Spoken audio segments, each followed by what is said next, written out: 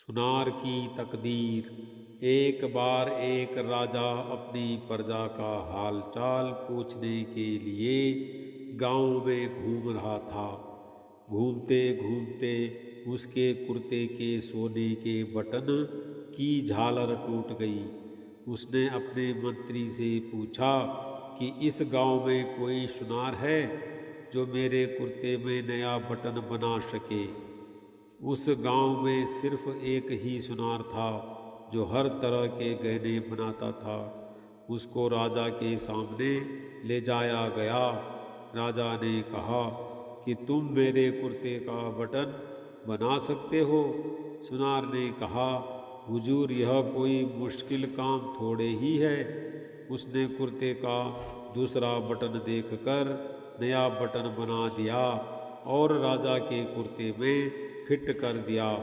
राजा ने खुश होकर सुनार से पूछा कि कितने पैसे दूं। सुनार ने कहा, महाराज, रहने दो, छोटा सा काम था।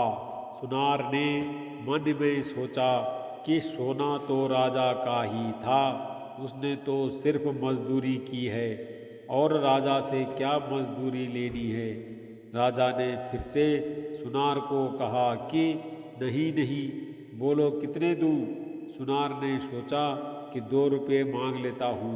फिर मन में विचार आया कि कहीं राजा यह न सोच ले कि एक बटन बनाने का मेरे से 2 रुपये ले रहा है तो गांव वालों से कितना लेता होगा और कोई सज़ा न दे दे, क्योंकि उस ज़माने में 2 रुपये की कीमत बहुत होती थी। सुनार ने सोच विचार कर राजा से कहा कि महाराज, जो भी आपकी इच्छा हो दे दो। अब राजा तो राजा था, उसको अपने हिसाब से देना था, कहीं देने में उसकी इज्जत खराब न हो जाए। और उसने अपने मंत्री को कहा कि इस सुनार को 2 गांव दे दो, यह हमारा हुक्म है।